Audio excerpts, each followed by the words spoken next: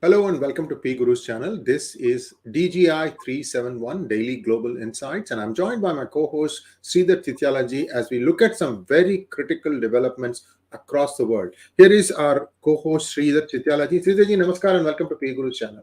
Namaskar, good morning to everybody, and good evening if you happen to be in India, or late good evening if you happen to be in Australia, getting ready for the T20 World Cup match tomorrow.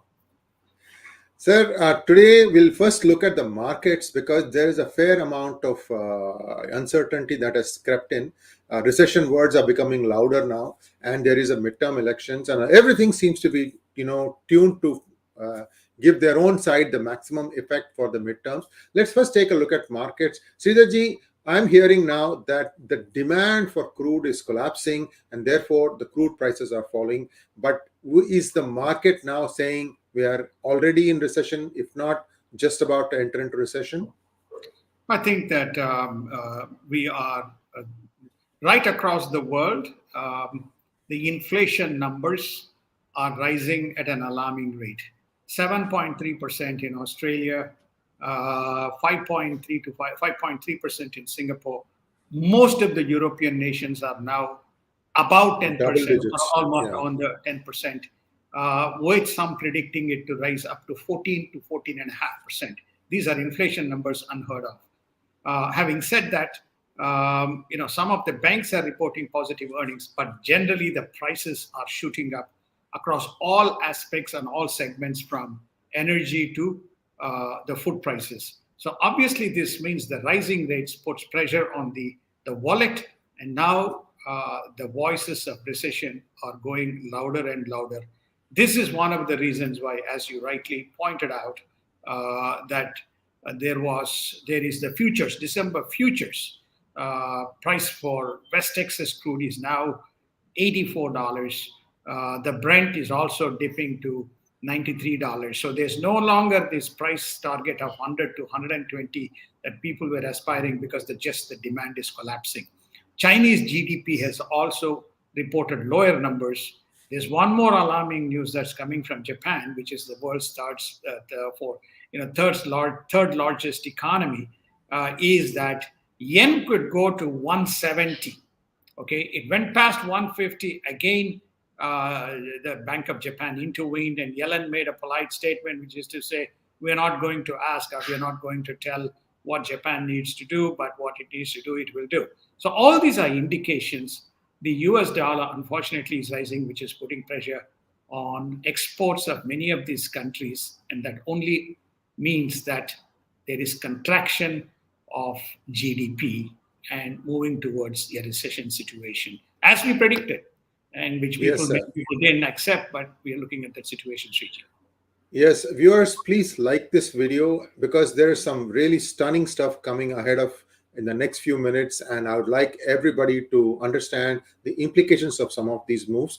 And the next topic we're going to talk about is United Kingdom. Rishi Sunak, some surprise appointments. Looks like he has inherited a dysfunctional democracy. Where do you think UK is headed, sir? Because I'm a little concerned that he hasn't really changed much. Except for the PM change, the cabinet looks pretty much the same.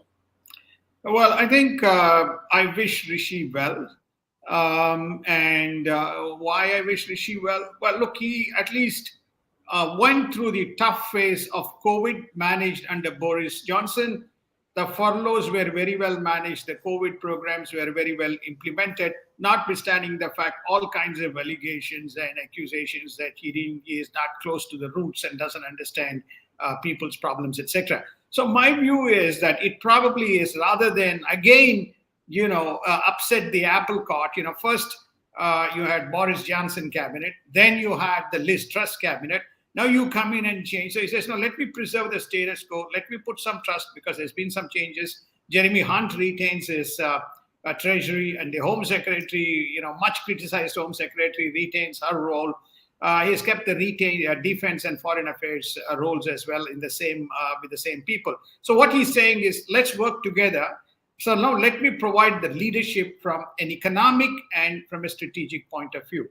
So I'm kind of turning off all the noises and giving him 90 days to demonstrate. If he stays 90 days, then he's going to get it done, and he'll move his way forward. He's a very fiscally prudent fellow, so he understands what he needs to do. So that's my view, Sriji. Thank you very much, sir. And now let's take a look at the Russian front. Russia has notified that it is going to carry out nuclear drills, and Russia makes a case in the UNSC saying that Ukraine is preparing a dirty bomb, and Ukraine says no way. So now, how can US has already chosen a side. Who is going to play the referee in all this, Sridharji? I'm a little concerned for the whole world. There's no referee in United Nations. P5 is P3 plus 1 plus 1. Okay, that's generally how the P5 nations work. Rest of the nations sit and watch the fun, while the P3 plus 1 plus 1 play the dongle. So therefore, it's Russia is one of the P5 members. So it acts as a one. So it has unilateral power to veto anything. So now let me get back to two important points here. One, as part of the START, strategic arm reduction treaty. Treaty. They have obligations to report to each other what exactly they are doing. So they have reported that to United States, we are now going to conduct our nuclear drills around the border, and we are making you aware. So the West generally considers that as positive because it's not going to preempt any action as a result from his borders, from within his borders by virtue of conducting this exercise. But the fact that it is being conducted is sending a message to the world in terms of the deterrence mechanisms that he is putting in place. This rumor that we are talking about, the dirty bomb, apparently emanates from the Zaporizhzhia Russian Ukrainian nuclear plant. Apparently, the people inside have said there's been some, radioactive material missing, and that prompted Russia to say, "Hey, it's probable that Ukraine is preparing a dirty bomb to launch in its own soil." This is the word. This is the UNSC kind of the verbiage. So, for which West has basically naturally flatly denied, and Ukraine has denied this. But Russia is also a smart nation, so they're not just going to make something up for the sake of making it up. I think we are in for some troubled times based on all the sabotages that we have seen in this war, Sriji. And we have seen in the past that Zaporizhzhia nuclear plant has changed hands a couple of times, and now I think it is with the Ukrainians. So there is always, this we did it, or no, we didn't. Also looks like Russia is digging in some parts of the Kherson region, Sridharji. It is, and I think that the Russian army has dug in, contrary to some people's views. It is the Ukrainian rebels who are sympathetic to, joining hands with Russia, who are telling the residents of Kherson to vacate and move to a safer place because the war could get ugly. This is where it is not from the Ukrainian side. This thing is coming. This is clearly the message is coming from the rebels who are originally Ukrainians but now allying with the Russians. And Kherson is under the Kharkiv and Kherson, and the two Donetsk provinces are now under the Russian leadership. So they take messages and orders from there. So it looks like we are in for another battle within that specific region. What tools and techniques are going to be used, it remains to be seen. Very interesting situation there as well. And with with Norway reporting drones flying across its land, now Germany is looking to Israel to get some drones to defend itself. So now I'm seeing one by one, one country after the other, they're all trying to raise their own armed, defense fortifications and so on and so forth. So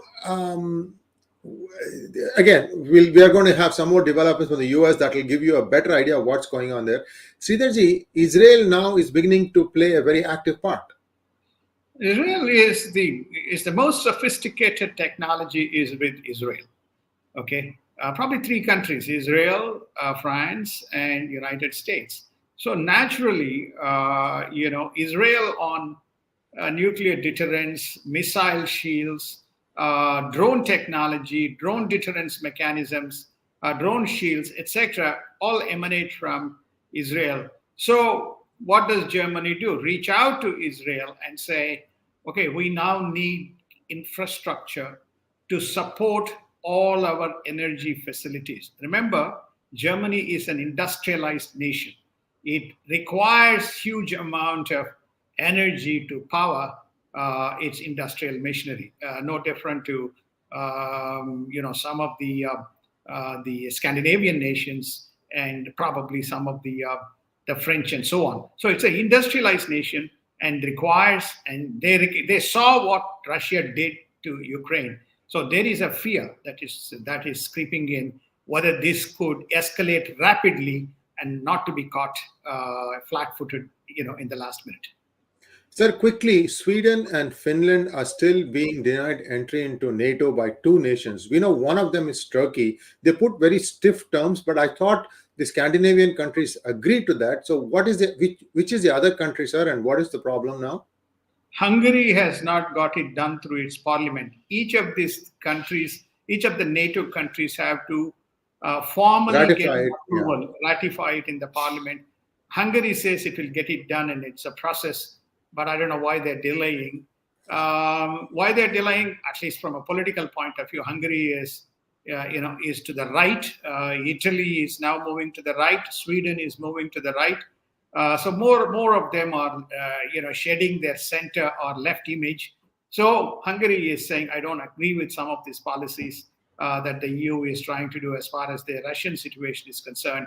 And the last thing that we want is war reaching our footstep by acceding to Sweden and Finland. So, but Finland says that eventually Hungary will pass it. As far as Turkey is concerned, I think they will do some work around, because Turkey is not going to do it. Though there's discussion around not naming the Peshmergas as terrorists, or some of those guys who are taken shelter in one of I think Sweden probably, they're not going to be sent back to Turkey for prosecution. So I think Turkey will remain a ticklish point for some time, but I think United States may do some work around. So now let's take a look at United States. A group of progressives led by Pramila Jayapal, Ilhan Omar, we know the squad. These people appear to have written a letter which they claim was signed by 100 people in the progressives group. Something really went wrong. And now they have withdrawn that letter. For those of us who are finding this out for the first time, so then you kind of walk us through what happened. This appears to have been some, I don't want to use the word forgery. How did this happen, sir? Well, first and foremost, many of the progressive programs could be cut and impacted as a result of what is happening in Russia and Ukraine. So there was this group of people or the thinkers who felt it's time, if our agenda has to get through, we don't care about what's happening in other part of the world. Agenda has to get through, got to get this war to stop. Otherwise, the whole thing is going to go haywire. It's also going to put pressure on winning the elections, which is not too far away. November 8th is the elections. So if they lose power, it's over. So many programs of these progressives are right on the front and center, they could be jarred. So this was the secret, and they did not inform many members of the Democratic Party, and this letter turned up, and this would have been a disaster, adding to the other disasters the Democratic Party have worked themselves into, and which resulted in, hasty pullback of this letter, Shriji. Now, the other challenge that the Democrats have is that now Israel has supplied proof to United States that it was indeed the Iranians who supplied the drones to Russia. I mean, people have been making the claims, but now the proof has been supplied. This should make the case of Iran sanctions being lifted that much harder. But right now, what is the United States focused on? Because what I'm afraid is Biden going to do something rash to try and somehow resurrect back the program, the government before the midterm? What are your thoughts there, sir? Well, my thoughts are, it's very interesting. They're trying to push. This is one of the agenda items of the progressives. You can at least think of a couple of names within the progressive groups who would be supporting this. And what did the Iranians do? Iranians came very quickly back and said, oh, we'll be extremely disappointed and surprised if our drones were in fact used by the Russians. So, first and foremost, Russians denied that they had Iranian drones. Now, Iranians come back and say, issue a statement, we will be very disappointed and surprised if United States, if Russia had used, we believe Russia had used our drones in the Ukrainian war. So, Israel provides the proof, Iranian response, and Iran wants this deal. So, they're trying to play both sides of the coin. If they had just kept quiet, at least to many people sitting on the sidelines, would have said, it's just another allegation coming from the Russian side. But Iran probably jumped the gun and made the statement. So therefore, it's very interesting that what is going on, and the truth is inadvertently coming out as a result of a series of actions. Now, 73 lawsuits on election fraud, something related to election in 20 states. The Republicans have been very busy filing these lawsuits. Do you think these will change anything for the midterm elections, or is it just to try and keep that in the front burner that the 2020 elections were stolen? It is, if we have to pick up Xi Jinping's, it's a wolf warrior strategy for the elections, right? Which is be aggressive, assertive, and confrontational with both the state decision makers as well as the legal cell within the states. Obviously, I think Shiji, I forget the book. Who turned my state purple? Okay, Who painted my? who painted my? Yeah. Please read the book. What are the things? Observers. Their observer status were questioned. That's number one. Number two, illegal ballots stamped illegally or marked differently, which were declined in the voting machines. They were allowed to pass through and to be counted. Is number two. And number three, procedural issues during the election counting process. So all these things, you go back, they have. It's like in a Republican Party, horse has left the stable, and you're trying to bolt the door. So this is what they're trying to do here ahead of the elections. And by the way, 7.3 million people have already cast their votes via postal ballots. So it remains to be seen how these things take shape, but they have come to the front and center to put this issue in the front burner rather than in the back burner, warning the Democrats that, there is don't attempt anything that you did in 2020. Now, the West has warned North Korea that if it tests any nuclear missiles, it will have a devastating response back. We have to wait and see what that would be. Sir, my big fear and my big doubt is many people also who come on my show say this, is that it's not Iranian drones or North Korean missiles, it is all Chinese technology. So these are all like, trying to, I want to test this technology, you do this. I want to test this technology, do this. Now, where this is going to stop, sir? This fellow has been doing this for a long time. Only Trump appears to have kept him in check. Well, I think he is a surrogate for both China. Now he's a surrogate for Russia. As far as my understanding is, most of his nuclear technology, you can correct me, Sriji, you are an expert in this domain. Most of the nuclear technology to North Korea came from China. In fact, most of the nuclear technology that seems to have gone to Pakistan, many believe has gone through North Korea into Pakistan. So I think, therefore, they have given him the toys. They have given him the ballistic missiles toys. So now what can he do? He has to demonstrate to the world. He has to play with his toys. So I think it's a distraction tactics. You remember again, people ask the question, what is this wolf warrior strategy? Bring all your allies up and rattle the cage enough. So North Korea is going to rattle that specific, cage, using this nuclear. It brings South Korea, it brings United States, it brings Japan into the equation. Very key members when you actually look at the Taiwan Strait and the Korean Peninsula, stuck between Japan and China on the other side with these two nations. It's a very kind of strategic flashpoint, and none other than our North Korean man, the best suited for creating the distraction strategy. And it looks like Indonesia is not going to prevent Putin from attending the G20 conference. So that will be an interesting conference there. I think Putin will be coming face to face with Biden. In what state, we don't know. And it's going to be very interesting. So this will be our last item, sir, and let's get your thoughts on this, and then we'll call it a wrap. Well, I think firstly, Biden has said he will not meet Xi at the summit, and Biden has also stated that he will not meet Putin at the summit. Okay, Putin said he expects an invitation. He expects to attend this particular meet. So therefore, what do we expect? I think then you have the Saudi Arabian, the King of Saudi Arabia, with whom Biden again has antagonism. Is traveling to India and meeting with Prime Minister Modi one day before, and then they probably are traveling together. You know, when I say traveling, not on the same plane, probably traveling in their respective aircraft, attending the summit. So we are expecting a mini United Nations and a divided fight back at the G20, where these global powers are trying to form their own alliances and probably break G20. Okay, the precursor to that was in ASEAN meet, when they could not issue a joint statement which is meant to be focused on economic aspects. Right? They could not issue because Vladimir Putin and Russia was the big Godzilla in the room.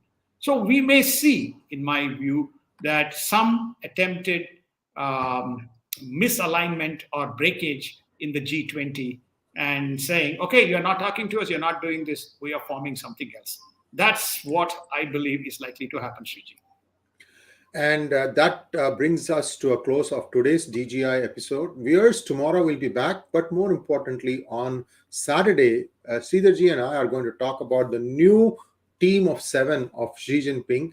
Certainly very, very concerning developments. And we're also going to talk about, the different groups inside CCP, how they've been fighting. By the way, if you have not watched the Elmer UN video, please do watch it, because after 2 hours of that video airing, there have been 3 or 4 videos on YouTube. They've all explained what Elmer said in the same exact fashion. In fact, to the person, everybody has accurately said that this is what happened. So we were, proudly, one of the first ones to say that this is really what happened, what Hu Jintao was trying to say when he was being booted out. Everything seems to be falling in place. But this Saturday event with Sridharji, where he has got a lot more information, is going to open your eyes. Don't miss it. Thank you once again, Sridharji, and namaskar. Namaskar. Thank you. Have a wonderful day, or have a wonderful day.